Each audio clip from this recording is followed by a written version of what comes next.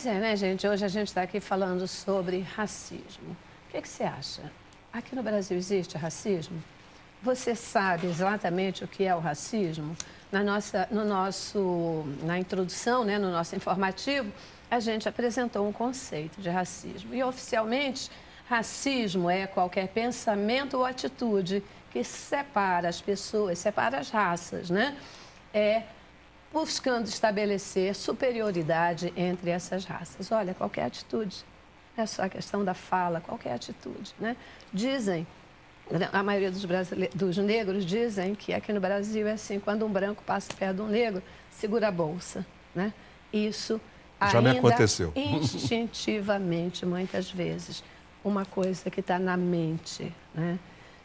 Que está incorporado, porque, na verdade, racismo é uma coisa até cultural, como vocês já sinalizaram aqui. Só para não perder a linha do que eu prometi no outro bloco, a ONU encomendou uma pesquisa. E o pesquisador, em outras partes do mundo, mas aqui no Brasil, ele fez 3 perguntas. Ele perguntou: existe racismo no Brasil? O que vocês acham? Existe? Sim. Sem dúvida. Ninguém tem dúvida. No mundo inteiro. Né? No mundo inteiro. Quais são as manifestações de discriminação e racismo atualmente que se percebe aqui no Brasil? São tantas. São tantas. No mercado de trabalho, você chega, só você não encontrar lá. Pode ser um shopping center. Você vai no shopping center, você vai encontrar lá menos de 1% de funcionários negros. Então, já é um ato de discriminação. Vendedores, principalmente. Você vai encontrar seguranças, mas não vendedores. Assim, uma coisa que a gente observa muito na sociedade, e agora até que tem sido mais condenado, né, isso aí, mas a tal da bela aparência, né, ou boa aparência. E, na verdade, a boa aparência era a forma de você peneirar. Então, você não tem boa aparência, não tem boa aparência. Mas, por exemplo, banco. Você entra em banco, você dificilmente vê uma negra, um negro. Né? Então, isso pesa muito, né, a questão da boa aparência. Hoje, eu não sei estatisticamente, né, até conversávamos aqui em off, mas a questão, o negro, na mesma função, a estatística mostra que ele não ganha o percentual menor de salário de uma pessoa da mesma função, com a mesma performance, mesma formação, mas não sendo negros. Né? Então, a gente encontra isso aí, nós vemos apresentadores de televisão. Agora, a negra, uma mulher negra para estar, ela tem que ser linda. E você vê vários apresentadores... E muito competente. Você vê apresentadores, mulheres simples, não tem aquela beleza tão de impacto, e estão lá, preenchendo os espaços. Né? Então, você vê que o negro, para estar, ele tem a mulher, ou o negro, ou a negra, os atores, né, e tal. Você vê que tem que ser muito bom, excepcional, ou a mulher muito bonita. Eu acho que o que ele diz também remete para uma dimensão do racismo, que é a dimensão estética. Existe a dominação não é apenas cultural, econômica, há uma dominação estética. Significa que os traços do branco são superiores, são mais bonitos, e os traços do negro são inferiores. E o próprio negro incorpora isso.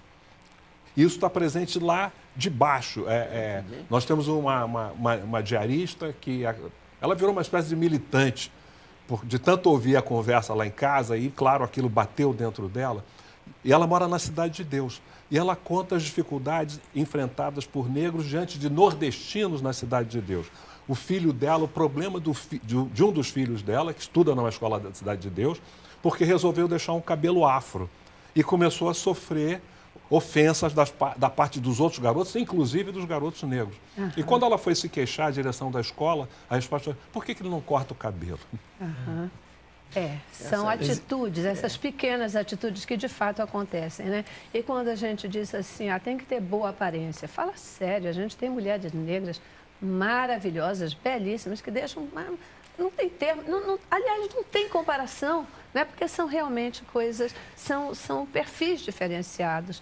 E boa aparência, o que é boa aparência de fato? É subjetivo, né? Completamente subjetivo. É uma forma de discriminação apenas. Sem dúvida. E tudo isso vem veladamente, de uma maneira objetiva. Isso é uma questão cultural, histórica, onde o negro sempre foi colocado inferior. Essa é a grande verdade. Eu estava um outro dia em um hotel, fazenda, e tinha uma mãe com o filho na minha frente e estava lá, você compraria aquelas pulseirinhas, não usava dinheiro dentro do hotel e tudo que você ia pagar era com aquela bolinha. E tinha os valores, a bola vermelha um preço, bola branca outro preço, a bolinha preta outro preço, e adivinha qual era o valor mais barato da bolinha? A bolinha preta. E a criança chegou para a mãe de 6 anos, mais ou menos, na minha frente, em Barra do Piraí, o hotel, e perguntou: mãe, por que a bolinha preta é a mais barata? Não sei se ele fez aquela pergunta conscientemente, eu acredito que não, mas a mãe ficou enrolada para poder responder aquela pergunta. Se você vai hoje a uma concessionária, o carro mais barato é o carro da cor preta. É o carro mais barato, é o carro da cor preta. Eu pergunto, isso é por acaso? Isso tudo faz parte já de uma cultura para desvalorizar exatamente a cor preta. Olha só para eu concluir a questão da pesquisa, e a gente vai, só nós aí no debate, a terceira pergunta desse pesquisador foi: quais são as soluções para combater o racismo no Brasil? Será que tem solução? Eu acho que sim. Antes de abrir para vocês, para a gente falar sobre isso, deixa eu colocar aqui para vocês o que foi. A conclusão dessa pesquisa ainda está saindo, talvez agora, a promessa é agora para o mês de maio mesmo, que ela possa estar saindo, o resultado dela. Mas esse pesquisador deu uma entrevista logo que ele concluiu o trabalho, antes de sair do Brasil.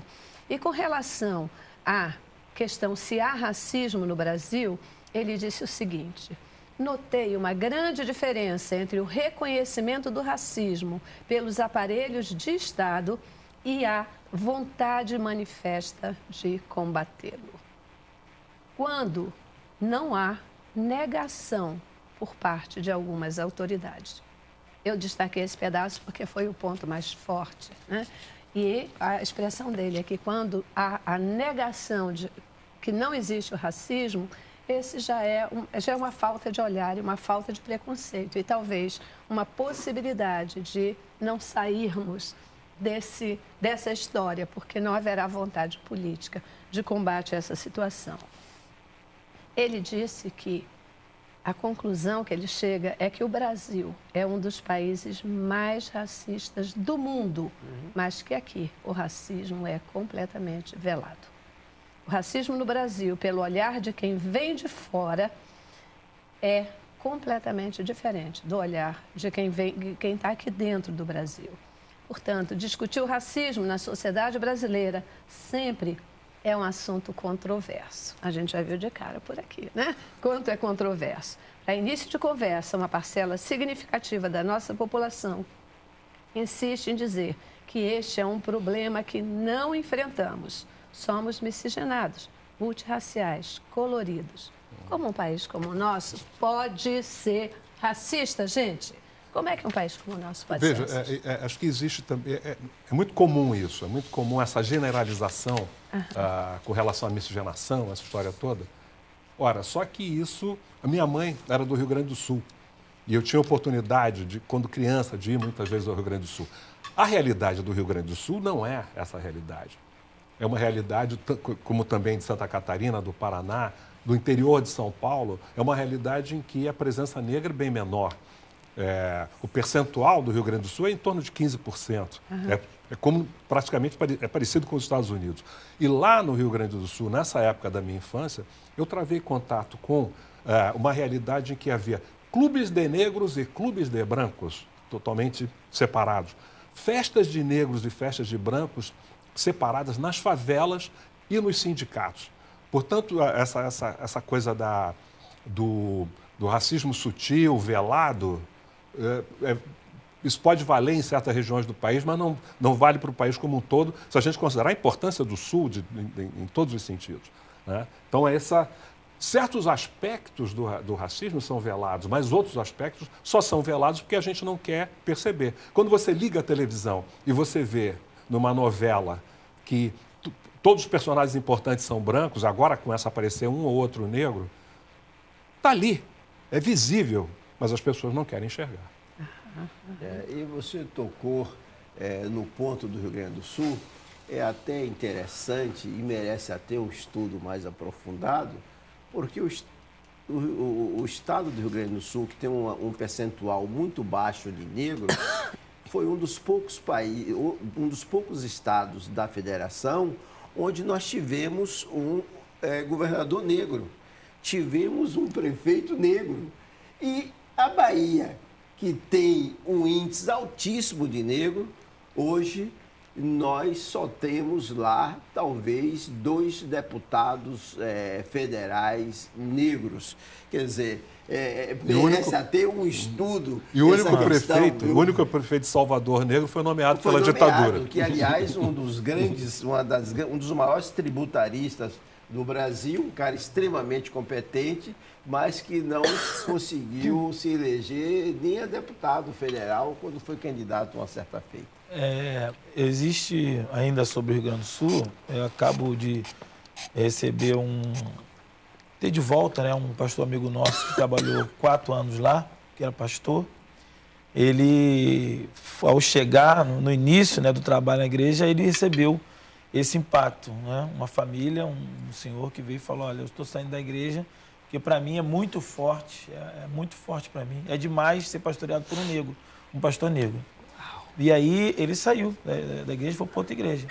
E isso acontece, e esse pastor amigo nosso, que ficou lá por alguns anos, viu realmente, e as filhas dele eram mulatas, andavam na rua, e era praticamente assim, entre o colégio, um lugar onde ia no shopping, o índice é baixíssimo, né? E voltando à questão do esporte, em contrapartida, como o Cacau citou, o Dr. Cacau citou a questão do prefeito e governador, nós temos aí o ícone, que é o Ronaldinho Gaúcho, que é negro, que é um jogador gaúcho, e que muita gente não sabe, mas houve muita resistência, né? Inclusive até o retorno dele, até muito por isso. É uma pessoa que assim, nacionalmente, mundialmente conhecida e saiu do Rio Grande do Sul. Então existe essa contramão, e só voltar a fita um pouquinho sobre algumas características, algumas coisas emblemáticas que existem.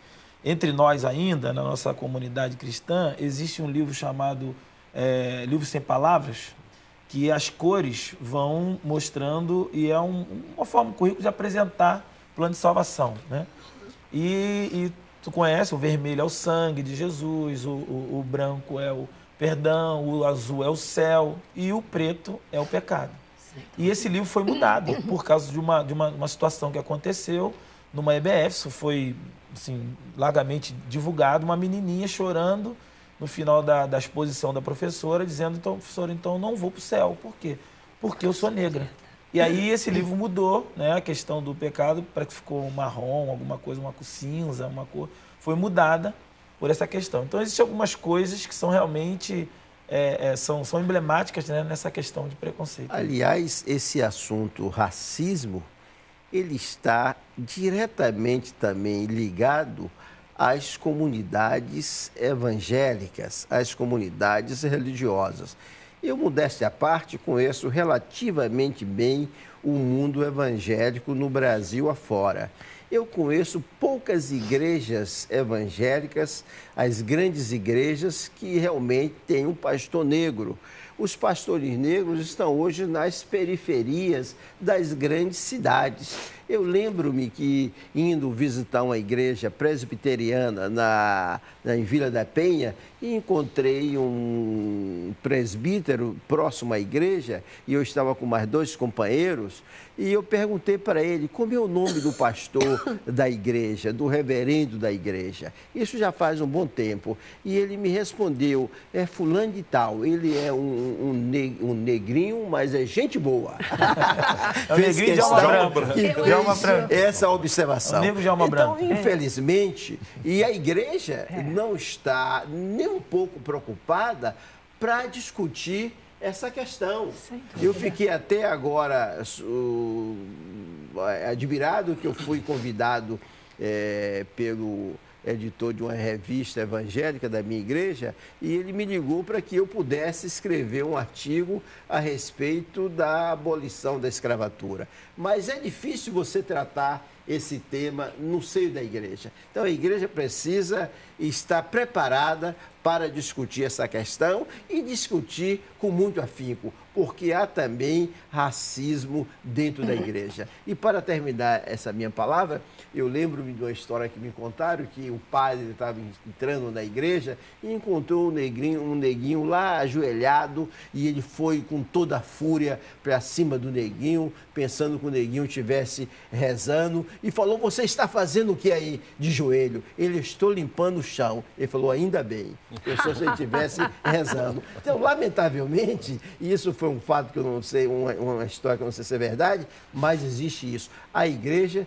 que o negro não é convidado nem para fazer uma oração religiosa, uma oração silenciosa. Na verdade, as nossas igrejas, elas são reflexo da nossa sociedade. Com certeza. Né? São reflexo da nossa sociedade. Então, isso que a gente percebe é efetivamente reflexo dessa sociedade que tem um racismo velado.